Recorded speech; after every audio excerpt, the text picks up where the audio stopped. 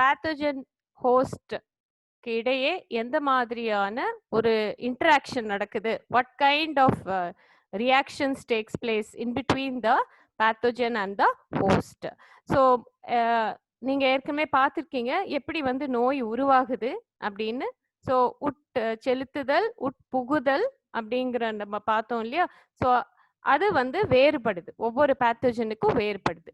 So they have seen there are some mechanical forces exerted on host tissues by pathogens. இதெல்லாம் நம்ம ஏற்கனவே பார்த்தது தான், பட் டிஃப்ரெண்ட் ஹெட்டிங்ஸ்ல தான் இருக்கு, வேற ஒன்றும் இல்லை. ஸோ ஓம்புயிரி தாவரத்தில் ஒரு விசையின் உதவியோடு, by exerting a force, some pathogens get inside, some pathogens they go inside the plant.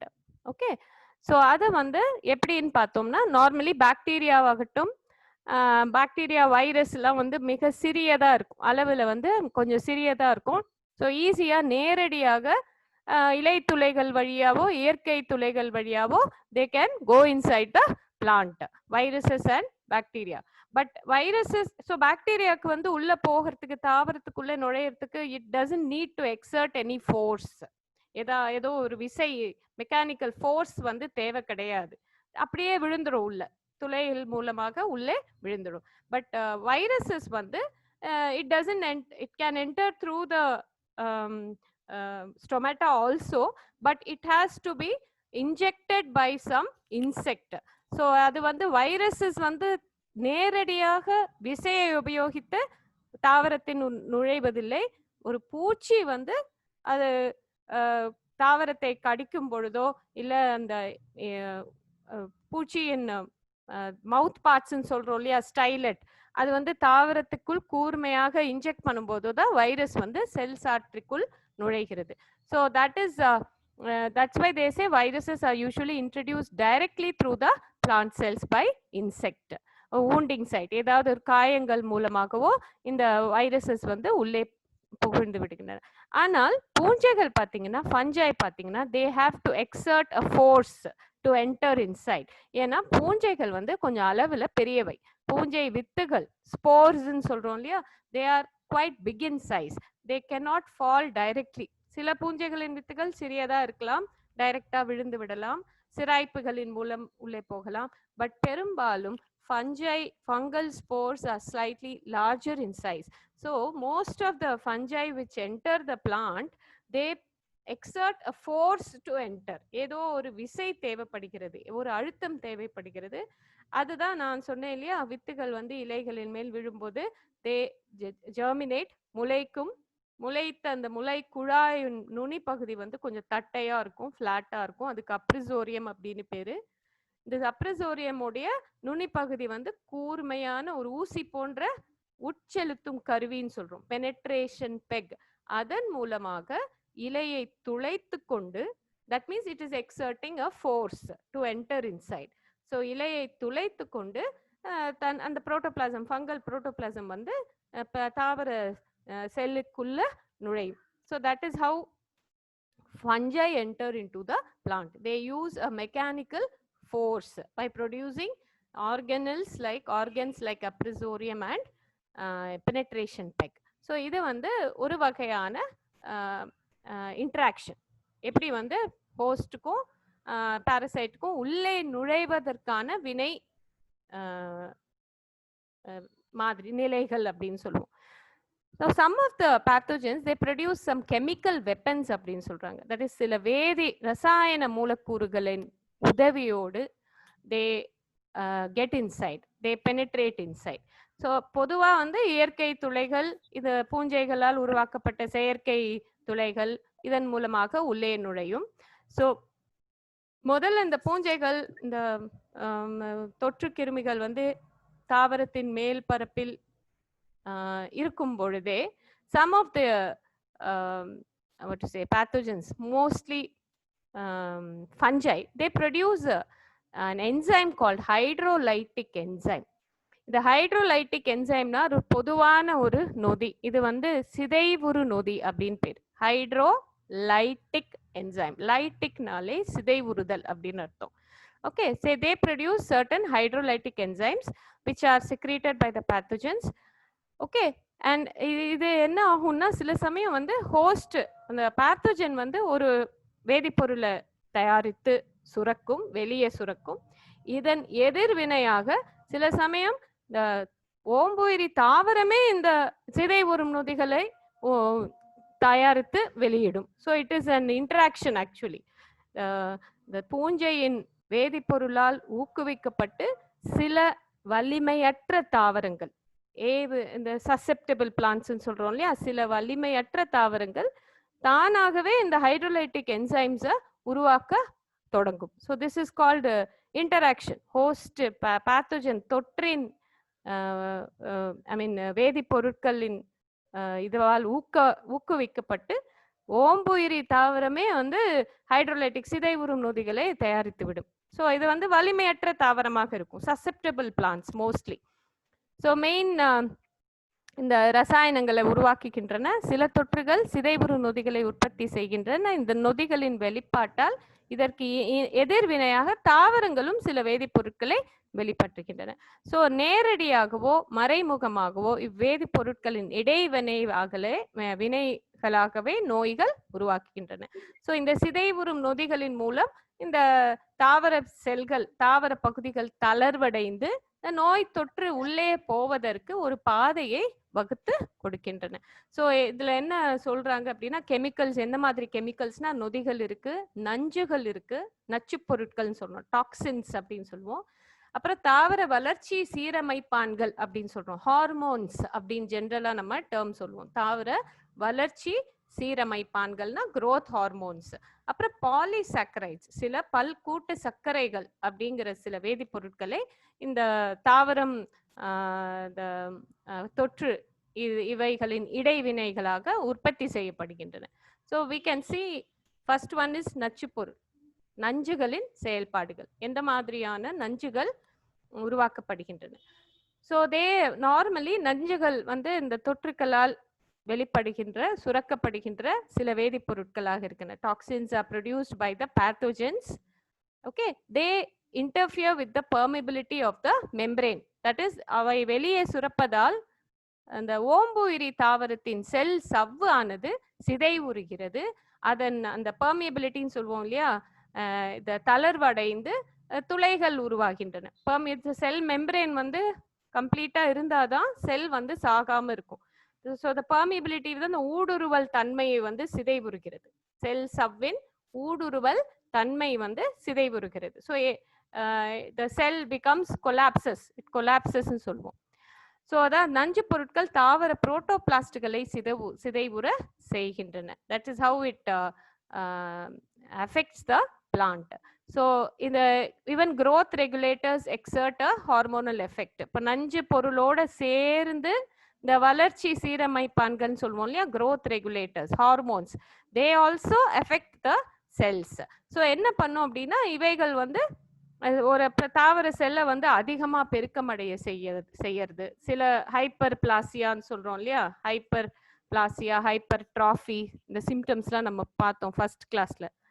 மிக அதிகமாக செல் பகுப்படைதல், இல்லைன்னா செல் வந்து பகுப்படைதல் குறைந்து விடுதல், செல் வந்து குன்றி விடும், தாவரம் முழுவதும் வந்து குன்றி விடும், வளர்ச்சியில் குன்றிவிடும். ஸோ அந்த மாதிரியான இடைவினைகளை வந்து வளர்ச்சி சீரமைப்பான்கள் வந்து ஏற்படுத்துகின்றன. So either they enlarge the cells or they decrease their ability to divide and enlarge. So hyperplasia, hypertrophy, இதெல்லாம் வந்து இந்த growth ரெகுலேட்டர்ஸின் அந்த சரியான உற்பத்தி இல்லாம போகுதோ இல்லை அதிகமான உற்பத்தி ஆகுதோ இதனால்தான்.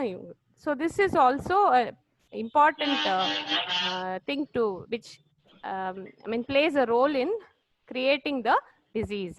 அதே மாதிரி polysaccharides also seem to play a role in the vascular diseases. That is vascular பகுதியை, தாவரத்தின் vascular பகுதின்னு சொல்றது வந்து xylem phloem அப்படின்னு தான் சொல்லுவோம். That is நீரேற்றம், நீர் கடத்தும் பகுதி, ஊட்டச்சத்து கடத்தும் பகுதிகளாக இருக்கு, வாஸ்குலார் பகுதின்னு சொல்லுவோம். ஸோ இந்த கூட்டு சர்க்கரைகளின் செயல்பாடு வந்து வாஸ்குலார் பகுதியை தான் பெரும்பாலும் தாக்குகிற வகையில இருக்கு. ஸோ கூட்டு சர்க்கரைகள் வந்து they are also some chemical compounds which are produced by the pathogen. Okay. So அவைகள் கூட்டு சர்க்கரைகளின் செயல்பாடுகள் வாஸ்குலார் கட்டமைப்பை பாதிக்கும் நோய்களை உருவாக்குவதில் துணை புரிகின்றன. வாடல் நோய் தொற்றுகள் கூட்டு சர்க்கரைகளின் உதவியோடு சைல குழாய்களை அடைத்து நீர் கடத்தும் செயலை பாதிக்கின்றன. So this is another form of chemical weapon. So என்சைம்ஸ்ன்னு எடுத்துக்கிட்டோம் அப்படின்னா நம்ம முதல்ல பார்த்தோம் இல்லையா, என்சைம்ஸ் ஹைட்ரோலைட்டிக் என்சைம்ஸ்னு பார்த்தோம். இப்போ அதான் அந்த என்சைம்ஸ் எந்த மாதிரி enzymes, what are the different types of this hydrolytic enzymes. First one is cutinase. நமக்கு எல்லாம் தெரியும் தாவரத்தின் மேல் பரப்பு வந்து it is covered by a cutin layer. அது வந்து போர்வை, கியூட்டிக்கல் அப்படின்னு சொல்றோம் இல்லையா, லீஃபா இருக்கட்டும் ஸ்டெம்மா இருக்கட்டும், எபிடர்மிஸ் மேல வந்து you will have a cuticle region. This protects the plant cell wall. Mostly it adds to the stability of the plant cell wall. So இந்த கியூட்டின் ஆகட்டும், வேக்ஸ் மெழுகு போர்வை ஆகட்டும், இதெல்லாம் வந்து பேத்தோஜன் வந்து ஈஸியா உள்ள நுழையாதபடி அதை வந்து ப்ரொடெக்ட் பண்ணுது, பிளான்ட் செல்லை வந்து ப்ரொடெக்ட் பண்ணுது. ஸோ என்ன பண்ணும் அப்படின்னா this pathogen will produce cutinase enzyme. So cutinase நொதி அப்படின்னாலே அது கியூட்டிக்கலை தகர்த்து கியூட்டிக்கலை சிதைவுற செய்து அந்த மேற்போர்வையை வந்து தகர்த்து விடும். So it becomes very easy for the pathogen to enter inside. So wax இருக்கு இல்லையா, வேக்ஸ் மெழுகை வந்து தகர்த்து விடும். மெழுகு கியூட்டிக்கல் போர்வை, சுபரின் போர்வை அப்படின்லாம் இருக்கும். மேற்பூச்சுன்னு சொல்லுவோம். எபிடர்மிஸ் மேல புறத்தோலின் மேல் இருக்கும் ஒரு வகையான பூச்சு அப்படின்னு சொல்லுவோம், கியூட்டிக்கல். ஸோ அந்த கியூட்டிக்கல் வந்து சிதைவுற செய்வதால் this pathogen can easily enter the plant. So cutinase நொதியை வெளியிட்டு தாவர செல் சுவரின் மேற்பரப்பில் உள்ள கியூட்டிக்கல் போர்வையை சிதைக்கின்றன. இதன் மூலம் தாவர பகுதிகள் இலகி பூஞ்சைகள் உள்ளே நுழைய முடிகிறது. பொதுவா இந்த என்சைம்ஸ் எல்லாம் நிறைய வந்து பூஞ்சைகளால் தான் உற்பத்தி ஆகுது. Bacteria also produce some enzymes. Okay, the next enzyme is pectinase. So pectinase, pectin உங்களுக்கு தெரியும், pectin is the cement which causes the inner cell wall and outer cell wall to retain their shape. So உட்சுவரும் வெளிச்சுவரும் ஒன்றாக இருக்கும்படி அந்த ஒட்டிக்கொள்ளும் பண்பை கொடுக்கிறது தான் அந்த மைய அடுக்குன்னு சொல்லுவோம். pectin, middle lamella சொல்லுவோம் இல்லையா. So middle lamella is made of a chemical substance called pectin. செல் சுவர் வந்து செல்லுலோஸ் ஹெமிசெல்லுலோஸ் ஆனது. pectin மைய அடுக்கு வந்து it is made of pectin which is a cementing substance which holds together the inner wall and the outer wall. So எப்பவுமே இந்த pathogens என்ன பண்ணும்னா இந்த மைய அடுக்க தான் ஃபர்ஸ்ட் தளர்வடைய செய்யும், மைய அடுக்க தான் சிதைவுற செய்யும். that means it produces enzymes called pectinase. இது வந்து மைய அடுக்கு வந்து முதல்ல சிதைவுற செய்யும். ஸோ மைய அடுக்கு உற்று போனால் என்ன ஆகும்னா அந்த உள்சுவர் வெளிச்சுவர் வந்து லூசன் ஆயிடும், தளர்வடைந்துடும். So when the cementing substance gets disintegrated, the inner wall and the outer wall becomes loose. So செல் சுவரில் வந்து தளர்வு ஏற்படும் போது ஈஸியா அந்த பூஞ்சைகள் வந்து they can get inside. அதுதான் நம்ம இங்க பாக்குறோம். ஸோ எக்ஸாம்பிள் வந்து ரால்ஸ்டோனியா அப்படிங்கிற பூஞ்சை, டைடிமெல்லா அப்படிங்கிற பூஞ்சை, இதெல்லாம் just 2 examples you can read, you can write in your test. Okay, இதெல்லாம் 2 மார்க்ஸ்ல வரலாம். பெக்டினேஸ், கியூட்டினேஸ் இதெல்லாம் வந்து 2 மார்க்ஸ்ல வரலாம். So you just remember the examples. அப்புறம் நம்ம பார்த்தோம்னா அடுத்த என்சைம் பார்த்தோம்னா செல்லுலேஸ். ஸோ முதல்ல வந்து கியூட்டினேஸ் உற்பத்தி பண்ணாதான் அது வந்து செல் எபிடர்மிஸ்குள்ளேயே அது போக முடியும். ஏன்னா அதுதான் மேற்போர்வையா இருக்கு கியூட்டிக்கல். ஸோ கியூட்டிக்கல் சிதைவு அறைய செய்துட்டு next it produces pectinase. So cell சுவர் அடுத்த பேரியர் வந்து செல் சுவர் வந்து சிதைவடைந்த உடனே it produces cellulase. That is pectin வந்து சிதைவுறும் பொழுது செல்லுலேஸ் அந்த செல் சுவர்கள் வந்து தளர்வடையும். அடுத்தது செல்லுலேஸ் ப்ரொடியூஸ் பண்ணும். Cellulase will disintegrate the cellulose structure. So செல் சுவர் முழுவதுமாக சிதைந்து விடும். So cellulose is also a polysaccharide. Cell wall is made of cellulose, hemicellulose, pectin அப்படின்னு சொல்றோம் இல்லையா.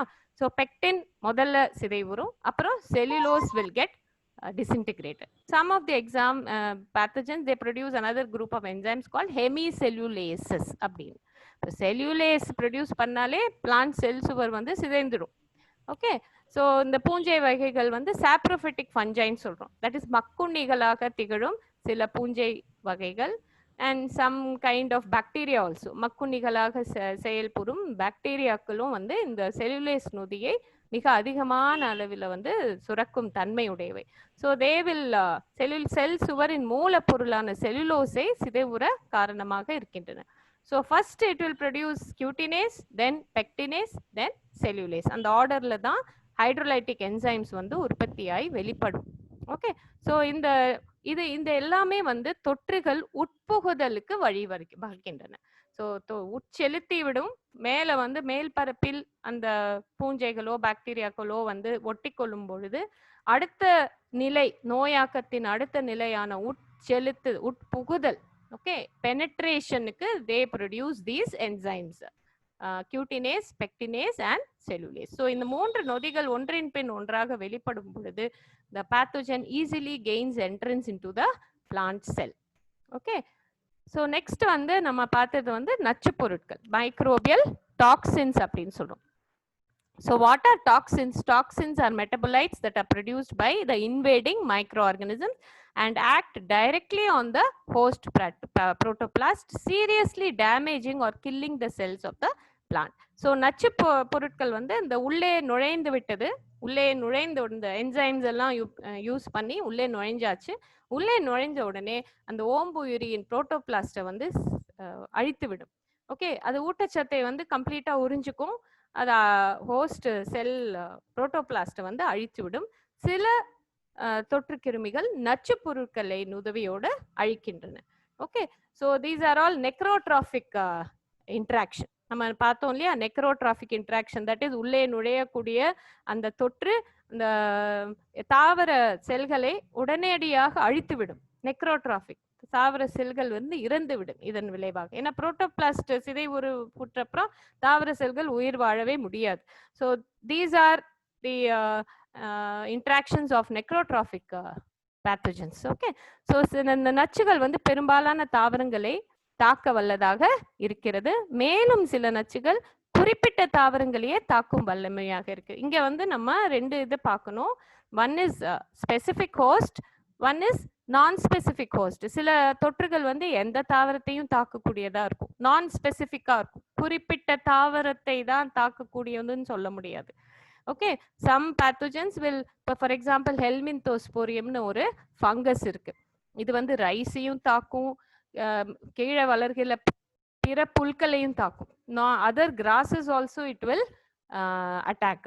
ஸோ நான் ஸ்பெசிபிக் ஹோஸ்ட்னு சொல்லுவோம். சில தாவரங்கள்லாம் சில பூஞ்சைகளுக்கு சில தொற்றுகளுக்கு நான் ஸ்பெசிபிக் ஹோஸ்ட், ஜென்ரலா எல்லா தாவரங்களையும் தாக்கக்கூடியதா இருக்கும். சில தொற்றுகள் வந்து குறிப்பிட்ட தாவரத்தை மட்டும்தான் அது தாக்கும், வேற பிற தாவரங்களை தாக்கவே தாக்காது. ஸோ தே ஆர் ஸ்பெசிபிக் அப்படின்னு இருக்கு. ஸோ ஹோஸ்ட் ஸ்பெசிபிக் டாக்ஸின் இருக்கு, நான் ஹோஸ்ட் ஸ்பெசிபிக் டாக்ஸின் இருக்கு. ஸோ பொதுவான நச்சு, ஓகே, ஓம்புயிரிக்காக குறிப்பிட்ட நச்சுகள் அப்படின்னு ஹோஸ்ட் ஸ்பெசிபிக், ஓம்புயிரி சாரா நச்சு பொருள் நான் ஹோஸ்ட் ஸ்பெசிபிக் டாக்ஸின், ஓம்புயிரி சார்ந்த நச்சு பொருள் ஹோஸ்ட் ஸ்பெசிபிக் டாக்ஸின் அப்படின்னு 2 விதமான நஞ்சுகளை உருவாக்கின்றன. ஸோ நான் ஸ்பெசிபிக் டாக்ஸின்னா சாதாரணமா எல்லா தாவரங்களையும் தாக்கக்கூடிய அளவுல சில தொற்றுகள் நச்சுகளை உருவாக்கும். அதுக்கு எக்ஸாம்பிள் மட்டும் நான் 2, 3, 4 எக்ஸாம்பிள் மட்டும் இருக்கு. டேப் டாக்ஸின் ஒன்று இருக்கு, டேப் நச்சு. சூடோமோனாஸ் சிரிஞ்சியே பேத்தோவார் டபாக்கி அப்படிங்கிற ஒரு பாக்டீரியா இருக்கு. Pseudomonas syringae pathovar tabaci which causes wildfire disease of tobacco, that is புகையிலையில் தீக்கருகள் நோயை உருவாக்கும் ஒரு நச்சுப்பொருள். இது புகையிலையை மட்டும் தாக்காது, it will cause disease in பட்டாணி, சோயா, சோளம் போன்ற மற்ற தாவரங்களிலும் இந்த நோய் உருவாகிறது. அதனால தான் நம்ம சொன்னோம் ஓம்புயிரி சாரா நச்சு பொருள்னு சொன்னோம். ஸோ நிறைய ஓம்புயிரிகளை தாக்க வல்லதாக இருக்கு, ஜென்ரல் டாக்ஸின் அப்படின்னு சொல்லுவோம். ஓகே, ஸோ இன்னொன்று வந்து ஃபேசியோலோ டாக்ஸின் இருக்கு, ஃபேசியோலோ நச்சு. This is also caused by Pseudomonas, produced by Pseudomonas syringae pathovar fasciolicola. அதே பாக்டீரியா தான் Pseudomonas syringae, பட் வெரைட்டி வந்து வேற, இனம் வந்து வேற. இந்த இது வந்து டேப் நச்சு வந்து டபாக்கி என்ற இனத்தால் உருவாகிறது.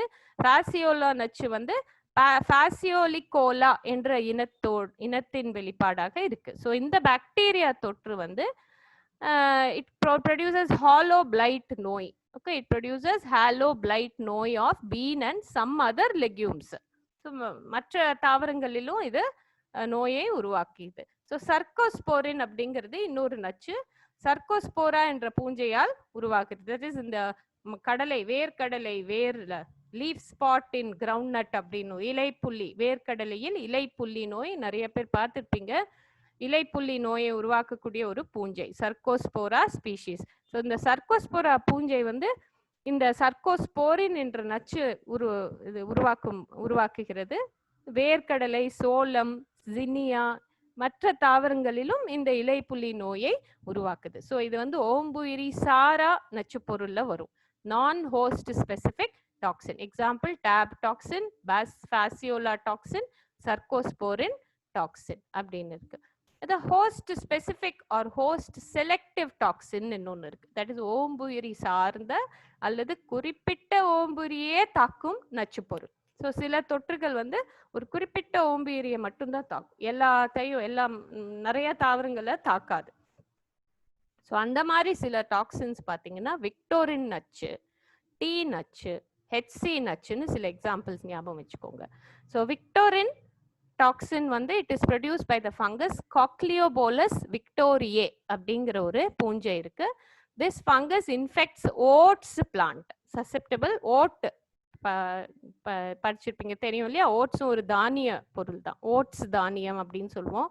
இந்த ஓட்ஸ் கஞ்சி எல்லாம் குடிப்பாங்க, அந்த குவேக்கர்ஸ் ஓட்ஸ் எல்லாம் இருக்கு இல்லையா, அந்த மாதிரி. ஸோ த ஓட்ஸ் பிளான்ட்டை மட்டுமே தாக்கக்கூடிய ஒரு பூஞ்சை இது Cochliobolus victoriae. So it produces the disease by secreting victorin the toxin. So இந்த விக்டோரின் அப்படிங்கிற ஒரு நச்சு பொருளை உபயோகித்து தான் நோய் உருவாகுது. இது வந்து ஒரு குறிப்பிட்ட ஓம்புரி ஓட்ஸ் தானிய தாவரத்தை மட்டுமே தாக்கக்கூடிய ஒரு பூஞ்சை இனத்தால் உருவாக்கப்படும் ஒரு நச்சு. ஸோ திஸ் விக்டோரின் நச்சு வந்து வேற எந்த தாவரத்திலையும் நோயை உருவாக்காது.